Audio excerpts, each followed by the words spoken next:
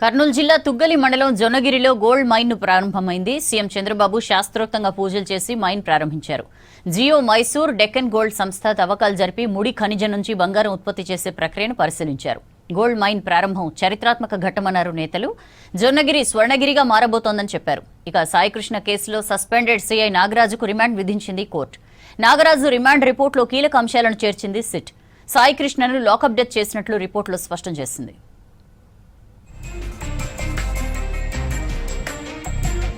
Gold mining తో జొన్నగిరిలో పూర్వ వైభవానికి శ్రీకారం చుట్టామన్నారు ఏపీ సీఎం చంద్రబాబు. కర్నూలు జిల్లా తుగ్గలి మండలం జొన్నగిరిలో గోల్డ్ మైన్ను ప్రారంభించారు సీఎం. రాయలసీమను రతనాల సీమగా మార్చడం జొన్నగిరి నుంచే ప్రారంభమైందన్నారు చంద్రబాబు.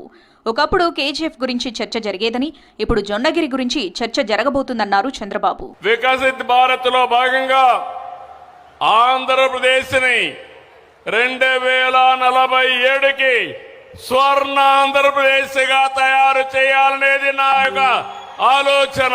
ఈ రోజు ఇక్కడే మీరందరూ చెప్పాలి, స్వర్ణగిరిగా నామకరణం చేసుకుందామంటే గట్టిగా మీరందరూ చప్పట్లు కొట్టి చెప్పండి, ఇది స్వర్ణగిరిగా చేసుకుందాం.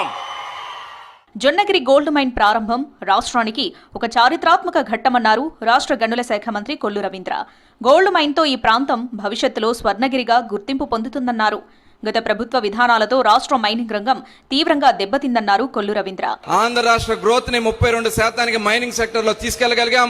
ఇవాళ భారతదేశ అవసరాలకి ఆంధ్ర రాష్ట్రం నిలబడబోతుందని కూడా ఈ సందర్భంగా తెలియజేసుకుంటూ, గౌరవ ముఖ్యమంత్రి గారు చూపిస్తున్నటువంటి చొరవతో 20 లక్షల మంది ఎంప్లాయ్మెంట్ క్రియేట్ చేయడంలో మన మైనింగ్ సెక్టర్ కూడా కీలక పాత్ర పోషిస్తుందని ఈ సందర్భంగా తెలియజేస్తూ, ఏపీలో సంచలనంగా మారిన సాయికృష్ణ కేసులో సస్పెండెడ్ సీఐ నాగరాజుకు విజయవాడ కోర్టు 14 రోజుల రిమాండ్ విధించింది. నాగరాజును రాజమండ్రి సెంట్రల్ జైలుకు తరలించారు. నాగరాజు రిమాండ్ రిపోర్టులో కీలక అంశాలను చేర్చింది సిట్. సాయికృష్ణను లాకప్ డెత్ చేసినట్లు రిపోర్టులో స్పష్టం చేసింది. డెడ్ బాడీని కృష్ణలంక పిఎస్ లో చూసినట్లు ఎస్ఐ స్టేట్మెంట్ ఇచ్చినట్లు నివేదికలో తెలిపింది. సాక్ష్యాలను సీఐ నాగరాజు ధ్వంసం చేశారని సిట్ పేర్కొంది. సీసీ ఫుటేజ్ డేటా డీవీఆర్లో లేకుండా చేశారని నివేదిక ఇచ్చింది. సాయికృష్ణ మరణించారని తెలిసినా పోలీసులు కోర్టుకు చెప్పలేదని రిపోర్టులో తెలిపింది సిట్. సాయికృష్ణ తల్లి విజయలక్ష్మి కృష్ణలంక పోలీస్ స్టేషన్ కు వెళ్తే సీఐ నాగరాజు ఆమెను దూషించినట్లు నివేదికలో చేర్చారు సిట్ అధికారులు. హైకోర్టు ముందు కూడా నిజాలు దాచిపెట్టారని రిపోర్టులో వివరించారు. ఆధారాలు దొరకకుండా పూర్తిగా ధ్వంసం చేశారని, కస్టడీలో ఉండగానే గాయాలతో సాయికృష్ణ చనిపోయాడని రిమాండ్ రిపోర్టులో చేర్చింది సిట్. సాయికృష్ణ కేసులో సాక్ష్యాలను మాయం చేశారని ఆరోపించారు మాజీ మంత్రి అంబటి రాంబాబు. కృష్ణలంక పోలీస్ స్టేషన్లో ఏడాది సీసీ ఫుటేజ్ ను మాయం చేశారని మండిపడ్డారు. ఐజీ రవిప్రకాష్ ఆధ్వర్యంలోనే సాక్ష్యాధారాలు మాయం చేశారని అన్నారు అంబటి.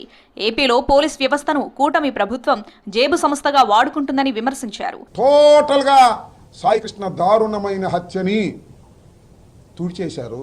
శిక్షలు పడవు, రాసుకోండి. వాళ్ళని చెప్తున్నా, ఏ వ్యక్తికి శిక్షణ పడకోకుండా జాగ్రత్తగా సిట్ మేనేజ్ చేసింది. పోలీసులు ఈ విధంగా చేయటాన్ని మాత్రం సహించడానికి వీలేదు. సాయికృష్ణ కేసులో ఇవాళ జరిగిందంతా డొల్ల విచారణ అన్నారు మాజీ మంత్రి పేర్ని నాని. మృతదేహాన్ని మాయం చేయడంలో సీఐ నాగరాజుకు ఎవరు సాయం చేశారు, డెడ్ బాడీని ఎవరు మాయం చేశారు, సాయికృష్ణ మృతదేహాన్ని సీఐ నాగరాజు ఒక్కడే మోసుకెళ్లాడా వంటి అంశాలన్నీ సిట్ ఎందుకు తేల్చలేదని అడిగారు. పిఎస్ ఫుటేజ్ మాయం చేస్తే బయటి ఫుటేజ్ అయినా ఉండాలి కదా అని ప్రశ్నించారు. విచారణలో సిపి పేరు రాకపోవడం దుర్మార్గం అని ఆరోపించారు పేర్ని నాని. శవం మాయమైంది.